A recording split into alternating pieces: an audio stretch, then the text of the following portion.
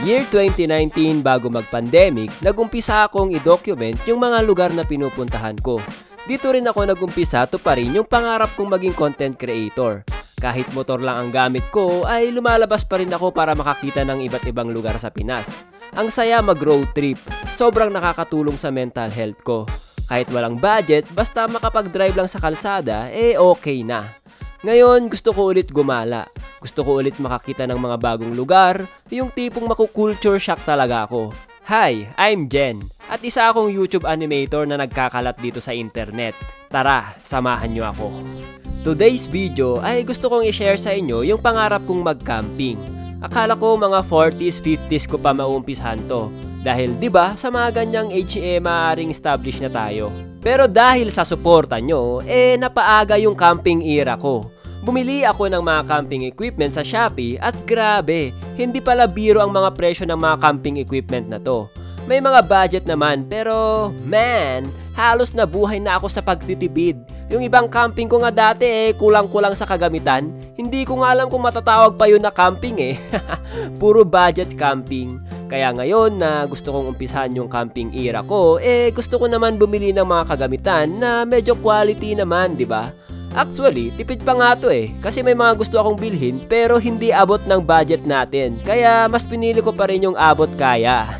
Nag-book kami sa Camp Aul. Located siya sa Quezon, Bagong Silang.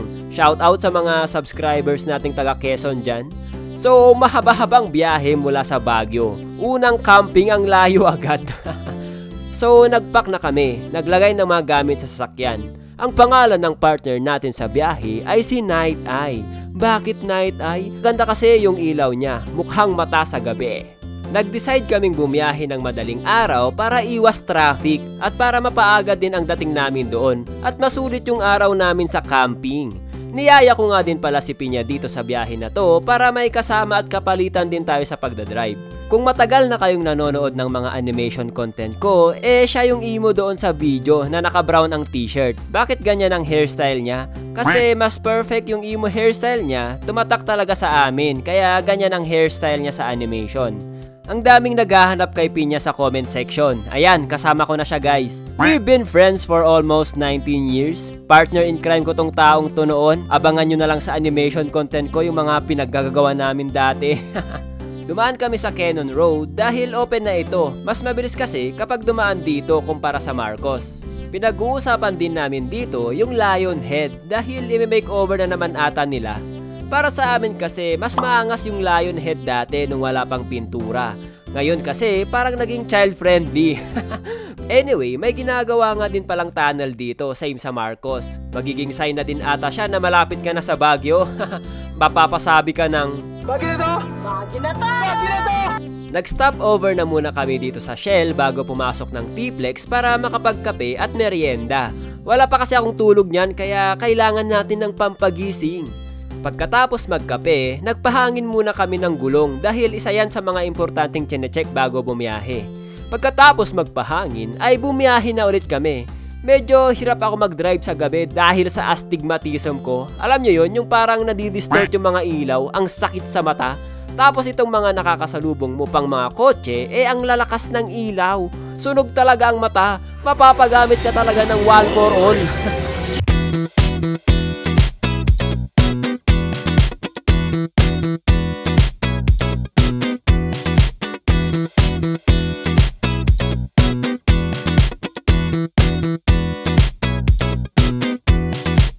Bago kami dumiretso sa Quezon ay may isa pa tayong susunduin. Walang iba kundi ang ating chef sa camping. So habang inaantay siya, tamang stretching lang muna kami dito ni Pinya para magising-gising ang mga muscle at mag-flow ang dugo natin. After ilang minuto, lumabas na ang matangkad nating chef. Nagmukha tuloy kaming minyon ni Pinya. Nilagay na namin yung gamit niya sa likod at grabe, mukha kaming naglayas sa bahay namin. Ang daming gamit. Next time siguro kailangan namin ng isa pang pick-up para sa mga gamit namin. Tulad ng mga setup nila Ninong Ray tsaka si Gioong. Ang lulupit, sana ma-achieve ko din yung ganon. Sheesh! Dahil kompleto na kami, ay dumiretso na kami sa Quezon. Nagpalitan na rin kami dito ni Pinya dahil medyo tumatama na ang pag-overthink ko. Kumain muna kami sa McDo dahil nararamdaman ko na ang gutom kahit wala pang tanghali. Hindi ko pa natanggal yung sticker sa shades ko. After kumain, lumarga na kami at inabutan na kami ng traffic dito sa Taytay, Rizal.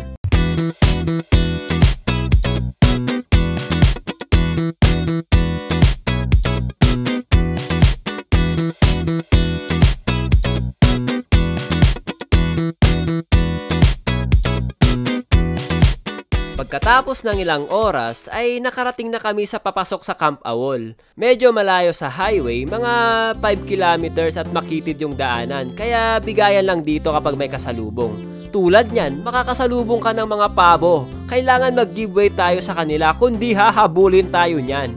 Hindi biro magalit ang pabo, guys. After ilang minuto, nakarating na kami sa Camp Awol. Nakita kong may kape sila sa reception, kaya nagkape muna kami ni Pinya. Medyo malamig at naulan na kasi nung nakarating kami. Pero ito pala isang malaking pagkakamali. Habang tumitingin kami ng merch ng Camp Awol, accidentally nahulog yung mga t-shirt sa kape ko. Namantsahan ko yung puting t-shirt pa talaga. Holy sweat! Napa-force buy pa nga. Wala tayong magagawa, it's our fault. Pero bigla akong napaisip, paano kung marketing strategy pala to ng Camp Awol? Naglagay sila doon ng libreng kape para kapag natapon mo sa mga benta nila, wala kang magagawa kundi bayaran to. Joke lang, guys. After namin maglista ng pangalan, nag-umpisa na kaming magbuhat ng mga gamit. Tinulungan din kami ng mga staff ng Camp Awol, kaya goods ang service nila dito. Ang ganda ng camping spot dito sa Camp Awol, tabing ilog. At alam nyo naman, guys, lumaki kami sa mga ganto, yung maliligo sa ilog. Sobrang relaxing talaga para sa akin kapag nakakita ako ng mga ganto. Naalala ko yung mga hubad-hubad pa kami maligo. So pagdating namin doon, nag-set up kami kaagad ng tent at isa ito sa fun part para sa pagka-camping. Buti hindi umulan. Mahirap pala itong pinuntahan natin. Mahirap mag-set up ng tent. Kaya nga kapag sa lupa to, tapos na to.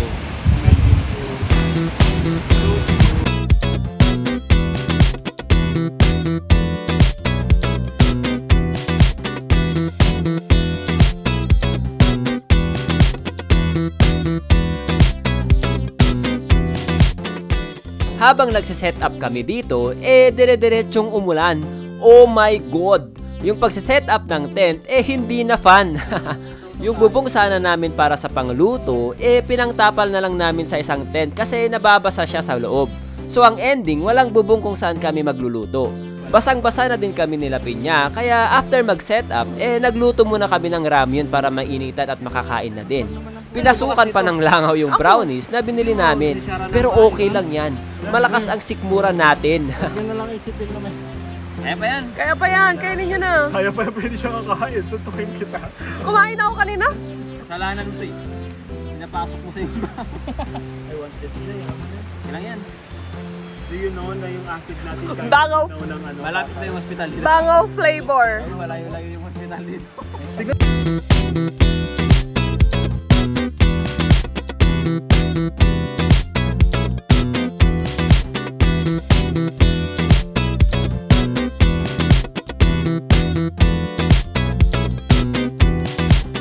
After kumain, ay tamang pahinga lang. And boom! Biglang gabi na. Ganun lang kabilis ang oras kapag nasa outing kayo. Dahil gabi na, it's time para kumain na naman. Syempre, kami ni Pinya, ginawa na namin ang trabaho namin. Ang magpaapoy ng uling. Tuwang-tuwa ako sa mga simpleng gawain na ganito eh.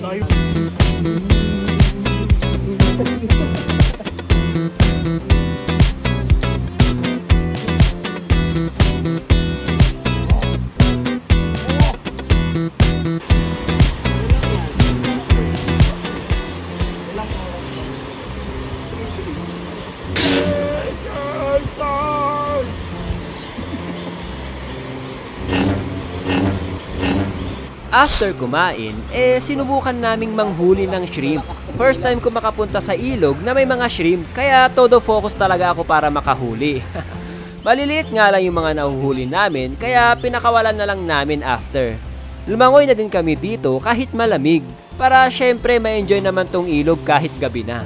May mga pagtalunan din dito, kaya ayos tong ginawa nilang paglangoyan. Pagkatapos lumangoy, nagpahinga na kami. Tamang kwentuhan at laro lang ng comfort cards na binili ni Master Chef. Trending daw to sa TikTok.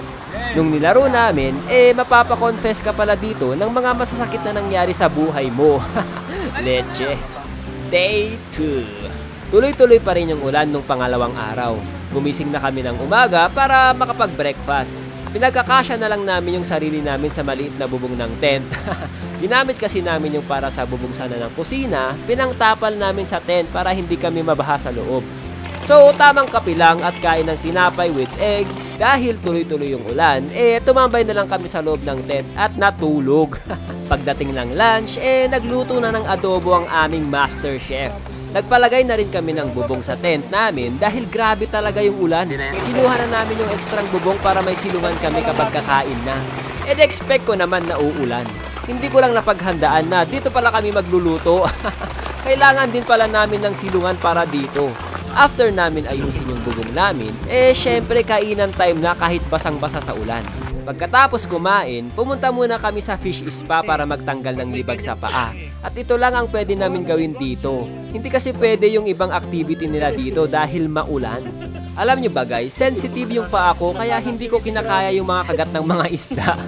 Mapapagamit ka talaga dito ng mga kung ano-anong genjutsu para malabanan yung kiliti. Pagkatapos pagpatanggal ng mga kalyo sa paa, bumalik na kami sa aming tent para magmeryenda ng burger.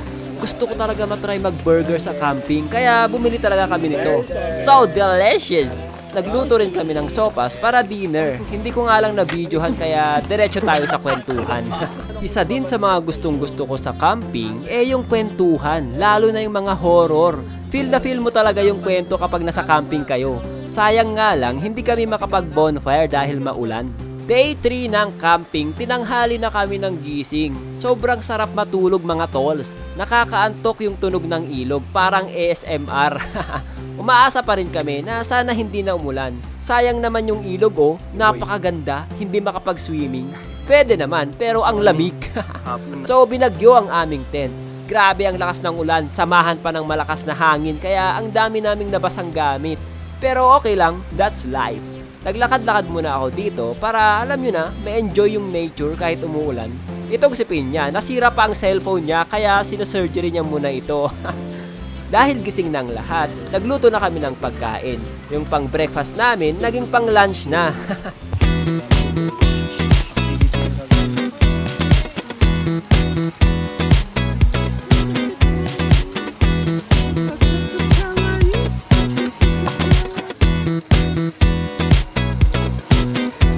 Pagkatapos kumain, pinuntahan namin yung mga activity dito sa Camp Awol.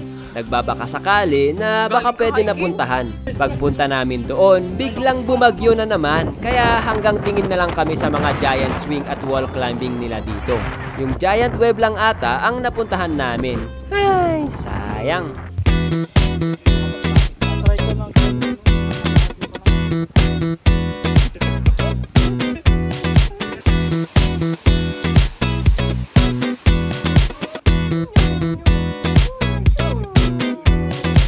Dahil hindi kami makapag-activity, kain na lang ulit natin to. Pagbalik namin ng tent, nagluto na lang kami ng barbecue or rice. Hindi pwedeng mawala to sa camping. Sayang nga lang, hindi kami nakabili ng marshmallow.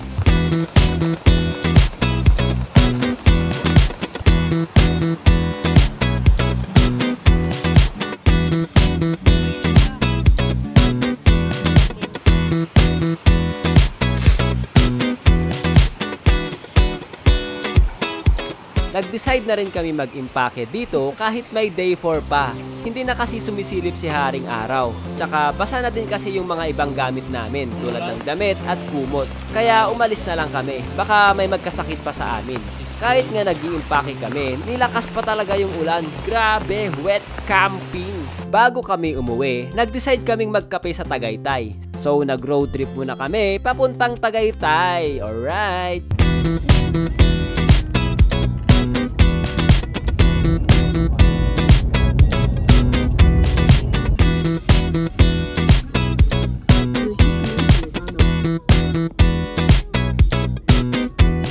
Pagdating namin doon, nag-order na kagad kami ng kape at tinapay. Pagkatapos ay nag-set up ng upuan. So tamang kape at tambay lang dito sa Tagaytay. So what are the things that we may be able to learn in this wet camping?